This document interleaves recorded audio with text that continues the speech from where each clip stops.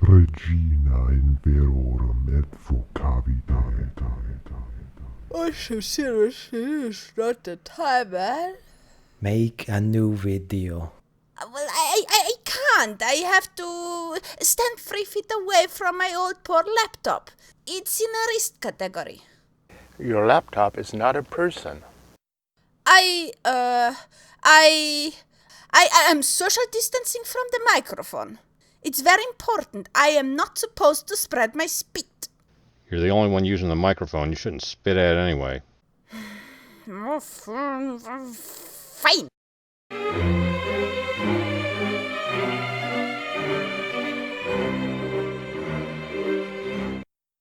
Disclaimer. In this video we will talk about the infamous bat flu. Which means I will probably get hit a tiny bit by the Overlord's almighty algorithm. If you enjoyed this video and have a laugh and want others to enjoy too, please share around. Pretty please. Mwah. I notice that with this COVID-19 epidemic going on, that people seem to be about anywhere between 0 and 20% concerned with actually contracting that virus. And they're about 100% to 80% concerned with the economy. How will they get their food? When will they go back to work? When will we start making money again? The percentage here, of course, does not come from an actual statistic, but an estimate based on his perception. In many cases, I would look up the stats and provide the correct numbers, but considering that the percentage changes a lot depending on where you live, and considering that his numbers are utterly irrelevant to the video, I will merely accept them for the sake of argument and move on. And the truth is, this is reliance on the government, not dedication to God. Hold your horses there. Worrying about the economy and relying on the government are two very different things. Economy in this context is merely a system of interaction and exchange of...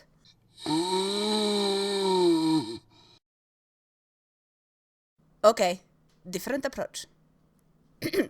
Let's say you have wood in your backyard and you decide that you want to carve little superhero figurines. Your friends are really into those figurines, and so they ask you to make them one.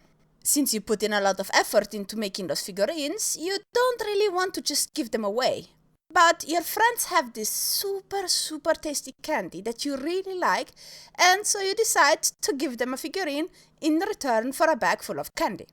Then, however, the neighbors' kids find out about those figurines, and they want some figurines too, in exchange for your favorite chocolate, and so on. And all this diligent statue trading that you're doing there can be described as your backyard treehouse economy. Of course, this is massively oversimplified, but it's good enough for our purpose here. Now, let us say that flu comes along. Bat flu. And everyone ends up sick in bed and no one can exchange candies for figurines anymore. Your entire neighborhood, of course, still wants the figurines. But unfortunately for them, there aren't any, because you're sick. And so you can't make any. Now, the government in this scenario would basically be the children's mothers, who in order to appease their kids, while they're all stuck in bed with fever, give them a bunch of candies. They are of course very happy with the candy, because who doesn't like candy?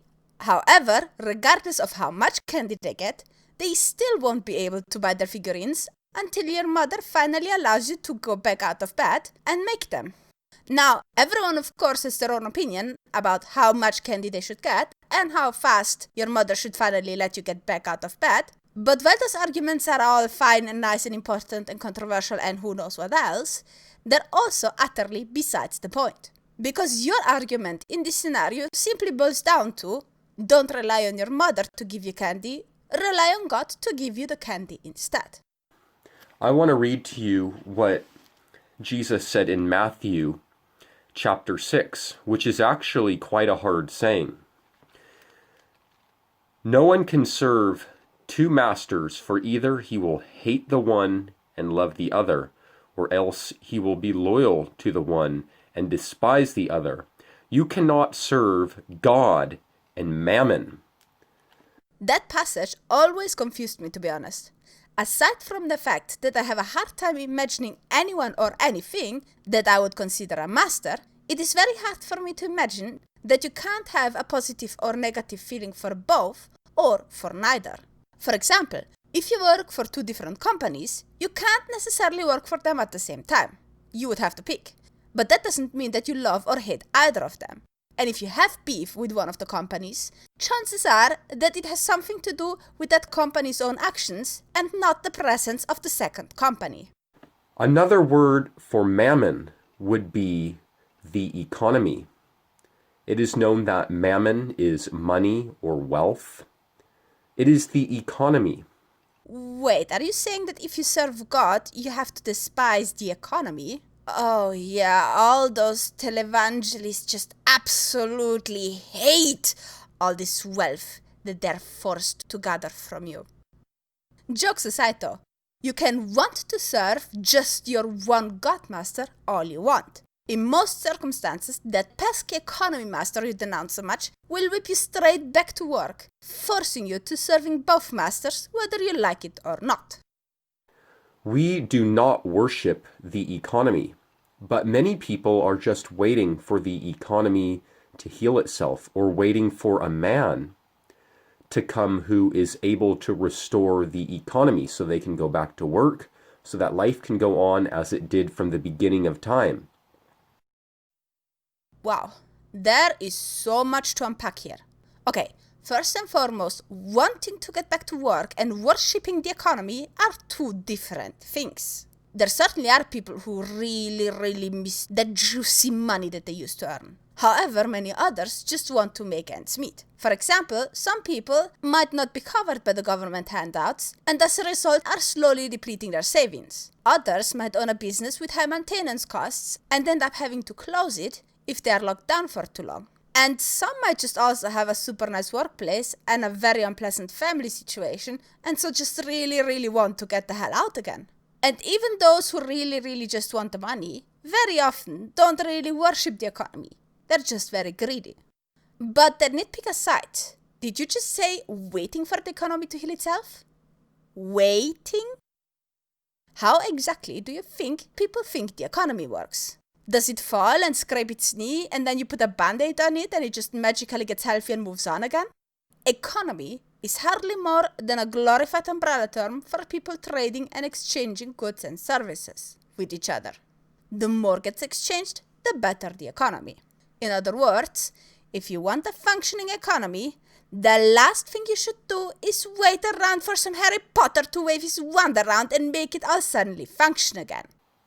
Are we looking to Jesus Christ for a provision, knowing that our security, our provision comes from God, not Mammon?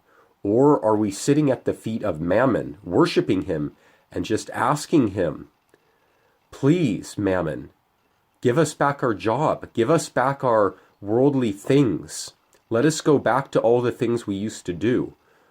I hate to break it to you, but neither Jesus nor personified economy will give you your job back if you pray, no matter how hard you worship them. Who are we praying to and who are we worshiping? Jesus Christ or Mammon? How about neither? How about instead we take matters in our own hands? How about we join up with our friends and neighbors and fix what is broken ourselves, instead of waiting for someone to do it for us? You know, the thing that I find weirdest about this video is how similar the religious right and the dogmatic left seem to have become in the US. Both seem to want exactly the same, an overlord telling them what to do and what not to do. One side simply happens to call that overlord God, and the other side happens to call him government. May the grace of government be with you. Thank you all for watching. Thanks to Charles, Ashim and Maingun for sending me the audio clips. And thank you to those super awesome people that you see on the screen for supporting me. If you liked the video, hit the like button, subscribe, ring the bell, share the video, and leave me a comment. A juicy comment. A very juicy comment. Oh, and if you're super bored, why don't you join me in Discord? Thank you all for watching.